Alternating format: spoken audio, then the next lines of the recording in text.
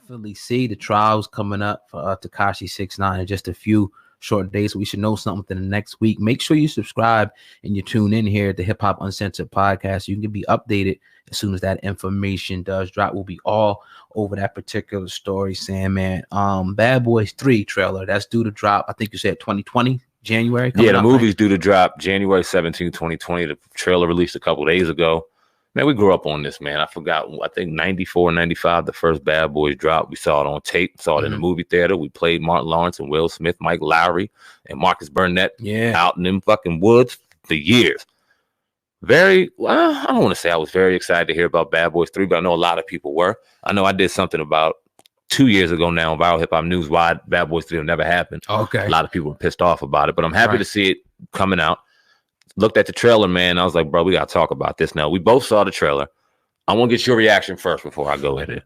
It didn't really move me like that. I mean, I'm a little excited about the movie, but I just think that it has to deliver. It better deliver. But from the trailer, it doesn't look like it's anything special to me. It looks like it's just trying to follow the same exact, to try to get the same essence with the guy screaming and, them riding in the Porsche, and now they in the mall now. They changed subtle things up, even though I would say 1 and 2 are great movies. Obviously, I don't know if they're going to be able to, as much as I love Will Smith and Martin, 2 of my favorite actors, period, I don't know if they're going to be able to create that magic in 3. It just don't look like it. Hopefully, the trailer is not really, it doesn't mean anything how the movie's going to look. Hopefully, maybe it's a lot more, because those other Bad Boys, it was a lot. I think especially 2.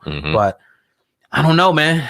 I'm not really moved on it, but will I go pay my money to see it? Definitely, because I support those brothers. I'm going to go pay my money to see it. There's no doubt about it. I'm going to go see it. But it just looks like you said more of the same, man. I didn't want, and hopefully we see 2 minutes and 21 seconds of a movie that's probably about 2.5 hours long. True. So hopefully we get a lot more storyline, because it just seems like they're trying to force Will Smith into being a pretty boy that he was 20-something years ago, where we was idolizing when we were 11 years old. And now we got kids that are fucking 11 and 12 and 13 years old. Those are our grandpas out there jumping out of fucking cars and going on things like that. 20-something years ago. Right. I just hope that they evolve with their character and they don't try to just keep the same 95, 2000, whatever that they did years and years ago, man, because the storyline, if done right, could be really dope.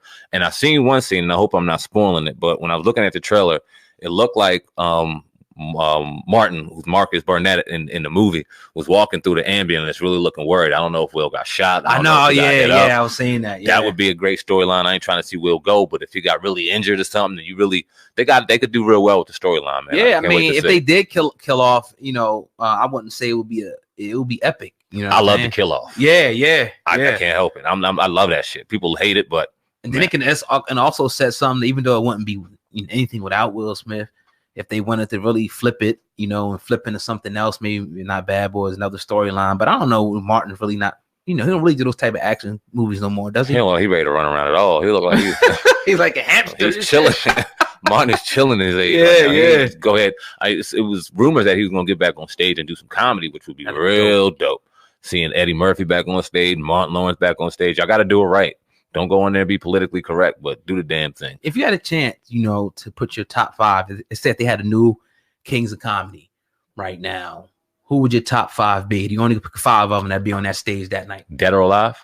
Just alive now. Alive now. Yeah. Okay.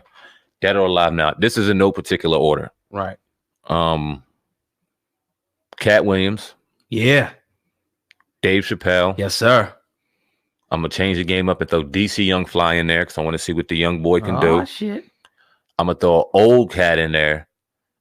And I want to see a toss-up between Eddie Murphy and Martin Lawrence. Throw Eddie in there. With Kev. I don't want to see Kev. I want to see Kev get better. I want to see Kev get well. Kev's hurt right now. Let's keep Kev back. Okay. So we got Cat Williams, Chappelle, DC Young Fly. Who else I just say? Cat Williams, DC Young Fly. You said somebody else. I don't remember the dude's name. What did I just say? Who I just say? Damn. DC Young Fly, Cat Williams, Martin Long. No, not Martin. Eddie Murphy. Yeah. Eddie Murphy. And number 5, let me see. My number 5 would be, let's throw Mike in there. I'll throw Epps in there. Yeah, that's dope. That's actually real dope. I'll throw Epps in there. That's dope right there. I could definitely, I'll go Cat, Mike, Dave, Martin. I gotta throw Martin in there. Cat like Dave Martin, and I get one more in there. Damn. Let's put your boy TK.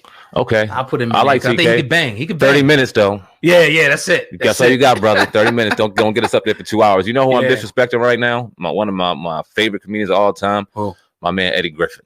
Eddie Griffin can shut shit down too. You're right. I got to get my young boy DC Young Fly out there. Eddie can host it. Eddie can host it. Yeah. No, DC can host it. I want to see Eddie for 30 minutes. Yeah, I think that'd be fire. I think like $1 million a piece for that. You think that? I think that, you know what? And I think that the personalities could hold something like that, because I mean, they would just all have to be, if they're all cool, which I think they are. I think that could work. Speaking on comedy, man, I can't help but to do this, man. Paul Mooney. No, it seems like it's miles and miles and miles ago now. On your week, but no one's saying a fucking thing. And is he guilty, SamAnt? Do you think Paul Mooney is guilty? I think it's leaning more to a factor where we got to start asking ourselves what's really going on. When you look at the comedians out here and the love that a Paul Mooney got, the idol that he is, the writer for Richard Pryor, the greatest of all time, and the amount of love that he has, you don't hear comics saying a fucking word. Mm-hmm. None of them. Mm-hmm. All of them are quiet.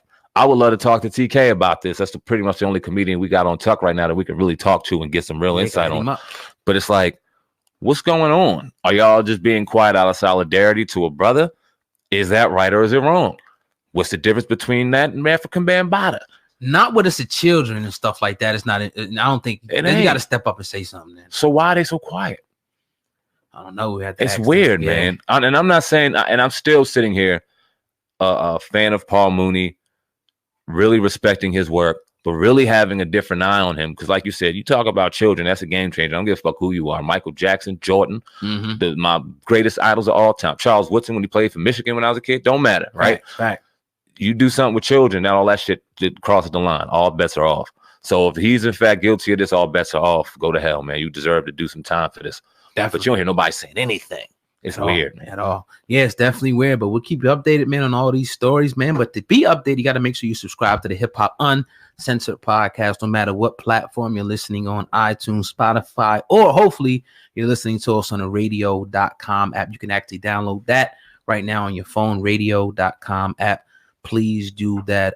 So Nipsey Hussle, SamAnt, is back in the news today. You were telling me earlier that his Puma collection pretty much sold out within a matter of minutes. But I want to talk about this before we get into that. Nipsey's estate now, is pretty much being sued by somebody who said that they put some vocals on Hustle and Motivate. Now, according to the claim that was just filed, her name is Taslima. Hopefully I'm saying it wrong. No disrespect.